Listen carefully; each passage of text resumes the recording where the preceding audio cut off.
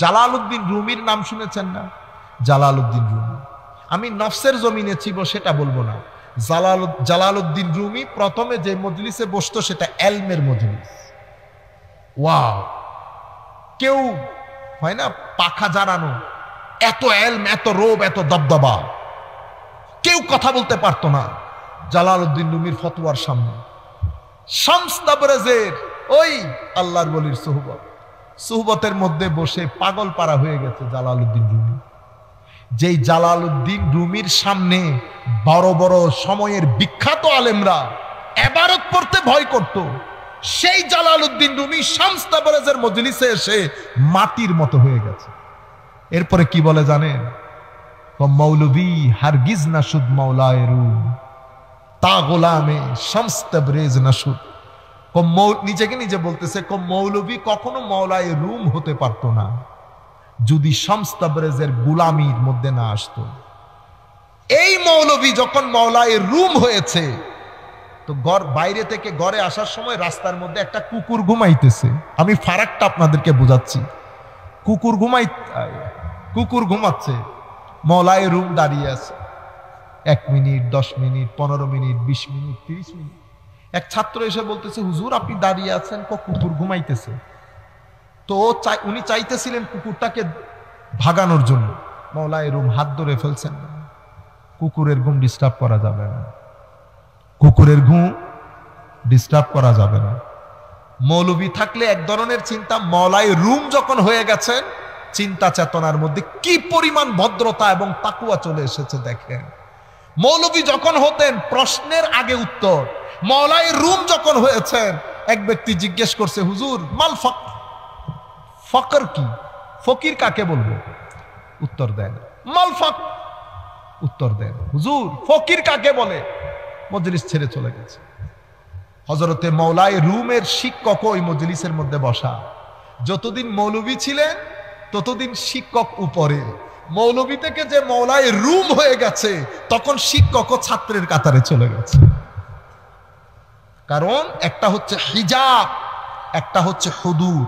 আপনারা অনেক কথা বুঝবেন না, এখানে আলেম ওলামা আছেন, বিশেষ করে অনলাইনের মাধ্যমে অনেক মানুষ দেখে। একটা হচ্ছে হিজাব, একটা হচ্ছে হুদুর। এটা আল্লামা ইকবালের পরিভাষা।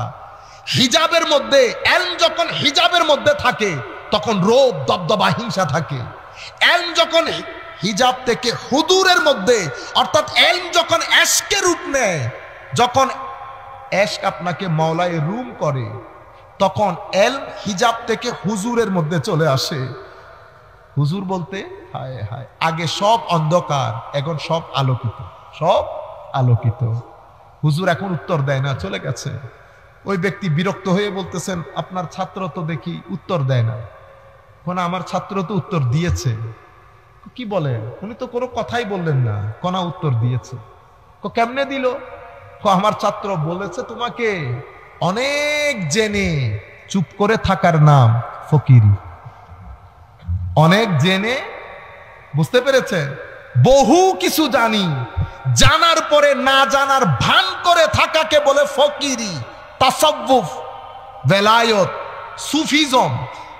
আর কম জেনে ভক ভক করাকে বলে কালকালাতুল লিসান। হুজুর গৌসুল আজমের পরিভাষা, আব্দুল কাদের জিলানী বুনিয়াতুত তালিবিনের মধ্যে বলেছেন কালকালাতুল লিসান, মানে জানে কম বাজায়।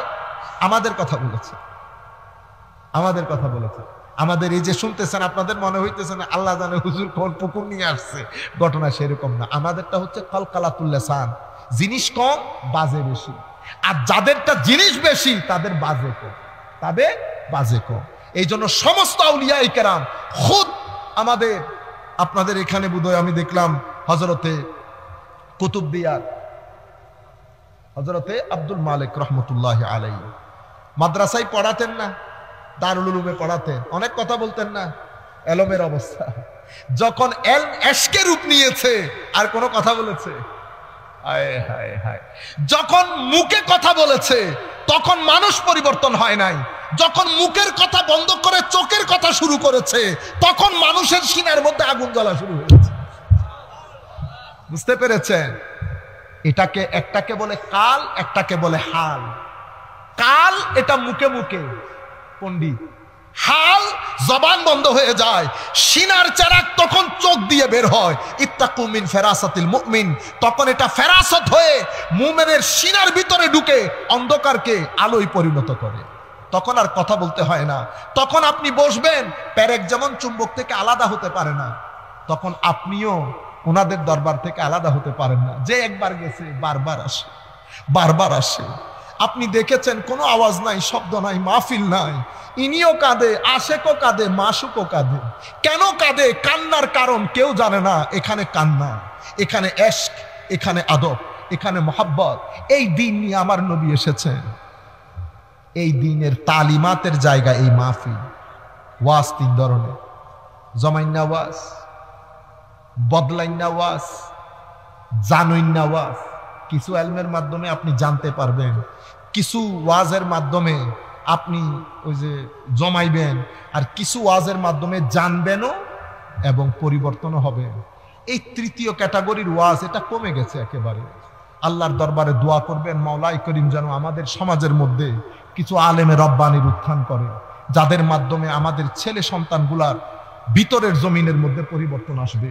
আমাদের দেশ সুন্দর হবে, পাড়া সুন্দর হবে।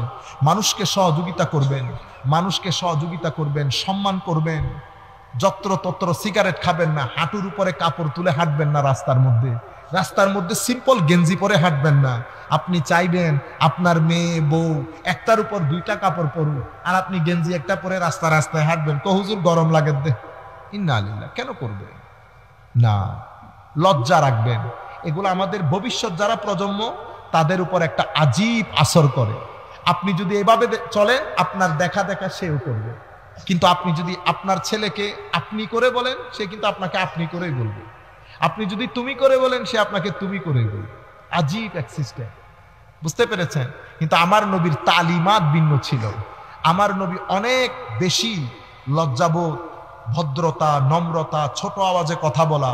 আমার নবী ইমামে হাসান, ইমামে হুসাইন রাদিয়াল্লাহু তাআলা আনহুকে তরবিয়ত ওভাবে দিয়েছে, যার কারণে দুইজনকে শারীরিকভাবে এবং দুইজনকে রুহানিভাবে, দুইজনের দৃষ্টিভঙ্গি, চিন্তা চেতনা পরিপূর্ণরূপে আমার নবীর মতো ছিল। ইমামে হাসান এবং ইমামে হুসাইন রাদিয়াল্লাহু আনহু, আমার নবী যেমন রাস্তার পারে পারে হাঁটতেন, দুইজনই রাস্তার পারে পারে হাঁটতেন। কেন? আমার নবী কান্দে নিয়ে রাস্তার পারে পারে হাঁটতেন। কি দেখছেন? নানা যান রাস্তার পারে পারে।